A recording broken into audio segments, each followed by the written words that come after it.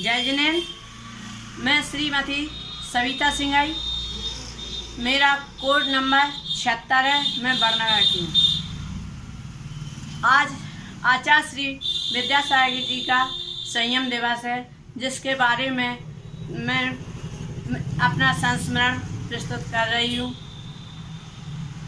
वैसे तो मैं बचपन से ही आचार्य श्री की परम भक्त हूँ और उनका ही स्मरण करती हूँ, लेकिन जब से याद है 1992 में जब कुंडलपुर में चतुर्मास हुआ था, मैं पिछी परिवर्तन के दिन वहाँ पर अपने भाई भाभी के साथ दर्शन हेतु गई थी।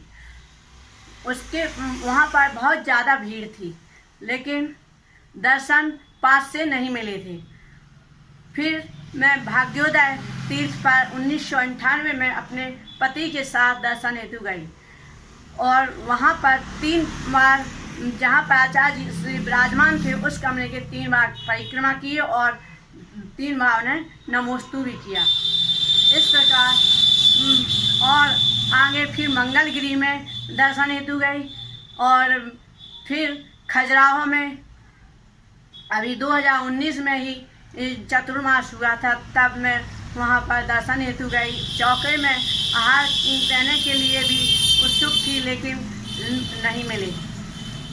और आगे फिर देखा कि नेवावन में जब चतुर्मास हुआ था तो 23 जुलाई 2002 को मैं वहाँ दर्शन करने के लिए गई थी और बहुत ही भीड़ थी। उस समय बहुत ही गर्मी भी थी, सूखा अकाल पड़ा था और सभी आचार्य संघ के ऊपर बहुत ही ज़्यादा बीमारी हो रही थी, टाइफाइड फैला हुआ था।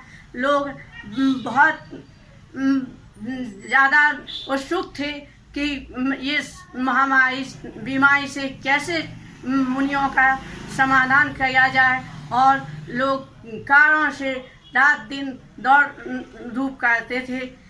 और मैं एक ही बार वहाँ पर दर्शन करने गई थी। अभी 8 मार्च 2020 में इंदौर में रविवार के दिन गई। वहाँ पर देखा कि मैं आहार दूंगी, लेकिन आहार नहीं दे पाई और 2-3 संघर्ष साधुओं को आहार दिया। फिर दर्शन करने के लिए उनके कमरे के वहाँ जाने को हुई थी कि जीने से ही लोगों ने कहा कि नीचे जाओ और वहीं दर्शन हो जाएंगे। तो हम लोग जीने के पास खड़े रहे, फिर यहाँ वहाँ देखा, लेकिन दर्शन नहीं मिले।